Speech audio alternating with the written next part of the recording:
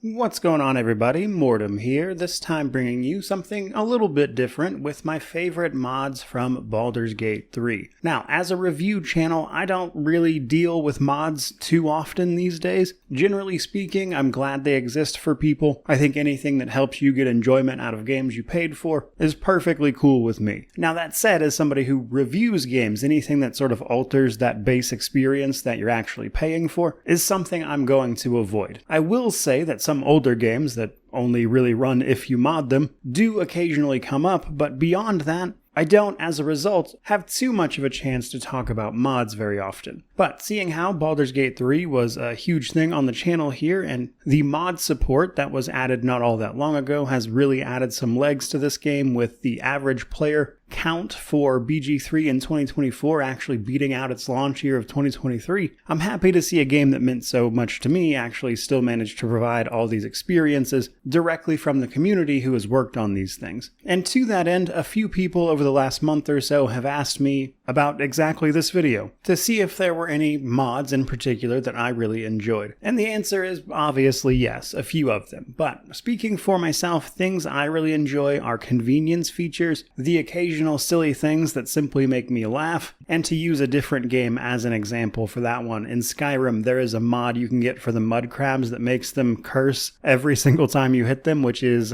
hilarious. But those two things are generally where my interest lies, convenience and things that make me laugh. So with that in mind, let's actually dive into this and talk about some of these. So probably no surprise, first up we have the very popular party size adjuster. Basically this mod, when installed, allows you to manually adjust the party limit that is actually set for your party, meaning you can take along as many people, up to 16 as you would prefer, which I think is pretty handy for a lot of reasons. And now, while a mod like this will absolutely trivialize the game, as basically everything has been balanced, so to speak, around 4 players, and you can even solo them, adding more and more numbers to your side is really going to break some things. But if you're installing something like this, you probably don't care about that too much anyways, and I do think the trade-off winds up being worth it, because there isn't really a good reason for you not to be able to take your entire party on, world-ending, potentially, missions. So while it might trivialize the game, I would say this is potentially the more realistic option. And that's to say nothing of actually getting all those extra reaction moments and stuff from your companions as you go, so overall I just think this is a really cool mod that can let you see even more content, which is pretty fantastic overall. Now, a big convenience item that I actually really enjoy is the Undergarments of Rituals, which basically takes one of your character's clothing slots, which are otherwise largely unused outside of cosmetics in camp, and turns them into something not only useful, but extremely convenient. Basically, what this does is gives you undergarments, as you might imagine, that are enchanted with all sorts of ritual spells, meaning that you can cast them at will without having to carry around things like potions and stuff that I would typically use to do it otherwise, meaning that these are a bit of a one-stop shop for a magical time. But seriously, being able to do things like speak to animals and disguise self, etc. at will without having to go through the hassle of collecting like scrolls and potions for each individual one is incredibly convenient. And the fact that this does so via an item that otherwise is useless anyway from a mechanical standpoint makes it that much better, because it doesn't mess with anything else, which makes it a pretty great time for me at least. Now, this third one is a little different. It's called Starting Armors, though it does depend on a few other mods as well around improving the UI and Starting Armors, the base, plus there's a Starting Armors Enhanced, which adds to it further. But basically what this mod does is allow you to customize the armor your character is going to start with, which is convenient for a lot of reasons. But one of the big reasons I like it personally is that it does let you role play a little bit outside of, how your character started this. And while it won't let you pick from like every armor in the game, it will let you pick something a little more appropriate for the character you're making than potentially whatever their typically kind of boring starter armor happens to be. And what's more, this particular mod actually allows you access to armor you wouldn't otherwise really get until way later in the game, past the point when they're useful anyway. So this mod will let you look better right at the start, including looks you can't otherwise get, at the very least, until much later, but also lets you pick something perhaps more thematically appropriate for the character you're trying to make. So while this might not seem like a big mod, I do like it for a variety of different reasons, and it kind of helps me get into the mood of the game a little more. Now, fourth up, we actually have a really small mod that does very little, but its impact to me personally is huge, and this is Better Target Info.